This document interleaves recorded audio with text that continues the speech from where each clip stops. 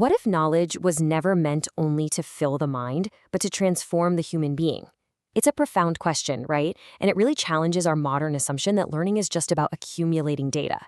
You see, for centuries, classical Islamic civilization preserved a very different understanding, an understanding where learning was intimately tied to character, to ethics, and to purifying the heart. So in this explainer, we're embarking on a deep intellectual journey into a forgotten map of the human soul. We're going to explore a fascinating 15th century Sufi text. It's called Hidayat al-Adhkiya ila Tariq al-Awliya, which beautifully translates to guidance of the intelligent toward the path of the friends of God. As we dive into this, you'll see how it offers a rigorous framework for connecting what we know directly to who we become. Here's how we'll navigate this map. First, we'll look at the story of the book itself. Then, we'll explore knowledge as inner transformation, followed by mapping out the human soul. After that, we'll cover the 3 dimensions of the path, the stations of inner development, and finally, trace the text's incredible journey from Malabar all the way to the Malay world. All right, let's start with part 1, the story of the book and how this 15th century map of the soul came to be. Written by the classical scholar Sheikh Zain al-Din al-Malibadi, the actual format of this text is highly intentional. It was written as a nazm. Now, in Arabic, this literally translates to a string of pearls, but in practice, it refers to a didactic poem. Classical Muslim scholars didn't just write poetry for aesthetic delight. They used the musicality, the rhyme, and the meter of versified knowledge to basically bypass the purely cognitive mind. This allowed these profound concepts to lodge deeply and permanently into a student's memory. Because of this, memorizing the text wasn't some tedious chore. It was an active part of a student's spiritual formation. The poem literally became, as the quote goes, a companion on the road, a small portable teacher. A student would memorize these verses long before they fully understood the depths of their meaning. Then, as they went through life facing different ethical challenges, the perfect verse would naturally rise to the surface of their mind, acting as an internal compass for whatever lay ahead. Moving on to part 2, let's look at knowledge as inner transformation and what it really means to move beyond just gathering information. If a text is meant to live inside you like that, it means knowledge itself has to be more than mere data. Al-Malibari uses specific Arabic vocabulary to map this out for us. It starts with ilm, which is transmitted or theoretical knowledge. Think of it like reading a detailed description of a fire. But remember the title of our text, it promises hidayah, meaning inner illumination and divine guidance. And the ultimate goal here is ma'rifa, which is direct experiential certainty. So it's the profound difference between simply knowing that a fire burns and actually feeling its heat. But how do you actually make that transition? Well, the absolute prerequisite is adab. We often translate this simply as good manners, but that doesn't quite capture it. Adab is the comprehensive ethics of how we relate to God, to our teachers, and literally to all of creation. The text is totally uncompromising here. It asserts that the entire spiritual path is fundamentally adab, because without this ethical foundation, having knowledge just turns into intellectual pride. Which brings us to part 3, mapping the human soul and the internal battlefield we all face.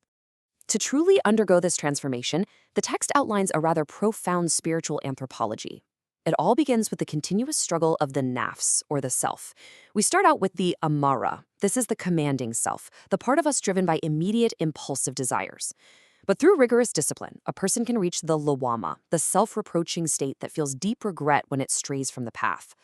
The ultimate destination, though, is the mutma'ina, the tranquil, settled self. What's absolutely beautiful here is that classical Sufism doesn't seek to destroy human desire. Instead, the goal is to purify those desires so they align perfectly with divine will. And the actual battleground for the nafs? That's the qalb, the heart. Linguistically, the word qalb comes from a root meaning to turn. And this is absolutely crucial. The heart is defined by its capacity to turn. It can turn away toward worldly distractions, or it can turn toward God. Ultimately, the spiritual health of the entire human being is dictated by the direction the heart is facing at any given moment. Now for part 4, the 3 dimensions of the path. Let's explore the ship, the sea, and the pearl. The architectural core of this entire poem rests on a really elegant 3-tier framework. Al-Malibari writes, "Verily, the path consists of sharia and tariqa and haqiqa." So hear the analogy that has been given for them. With these words, he sets up a profound maritime metaphor to explain how these 3 crucial dimensions actually work together. Here's how that breaks down. Sharia, which is the outward law and daily practice, is the ship. Tariqah, the inner discipline and spiritual path, is the sea, and Hakika, the ultimate experiential truth, well, that's the pearl. These dimensions are entirely interconnected. You see, you can't just skip straight to the pearl. To get there, you need the sturdy ship of the outward law to safely navigate the deep, unpredictable sea of inner discipline. Only then can you dive down and discover the pearl of truth. Let's dive deeper into that journey in Part 5, the stations of inner development, which act as the curriculum of the soul. To successfully navigate that internal sea, the text lays out a specific curriculum.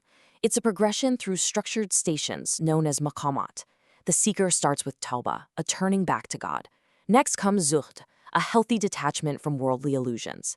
Now, maintaining that detachment requires sabr, or deep patience. Over time, that patience blossoms into shukr, profound gratitude, which then leads to tawakkul, a true embodied reliance on God. And the whole sequence ultimately culminates in mahabba, pure, transformative divine love. It's really important to understand that the very first step, tawbah, isn't just a one-time apology that you check off a list. It's a continuous, lifelong orientation.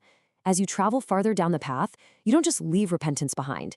Your spiritual awareness sharpens, meaning you're constantly turning away from the subtler illusions of the ego and continually reorienting your heart toward the divine. This framework also brings us to a frequently misunderstood station, tawakkul, or reliance on God. Tawakkul is definitely not passive quietism. It doesn't mean just sitting around waiting for divine intervention without putting in any effort.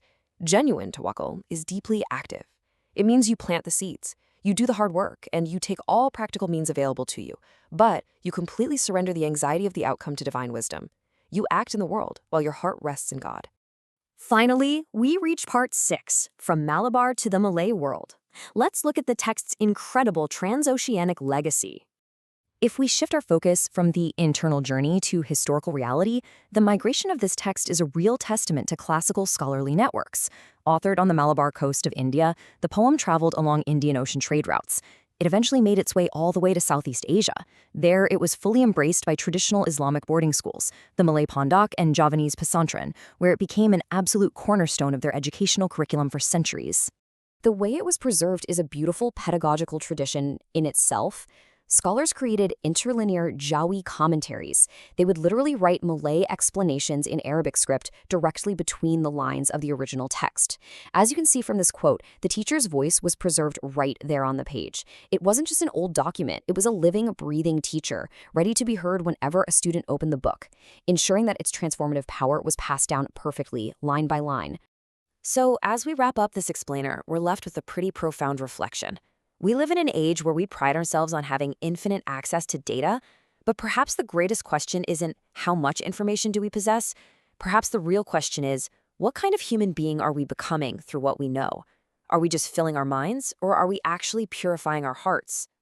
If this sparked your curiosity and you want to explore this classical tradition further, this explainer was based on the brilliant book Guidance of the Intelligent Toward the Path of the Friends of God, a textual study and intellectual commentary by Kamarizaman Bustama Mahmad. The book is available on Amazon, and it's absolutely worth reading if you want to examine this map of the soul in full detail. Thank you so much for joining KBA13 Insight for this philosophical exploration.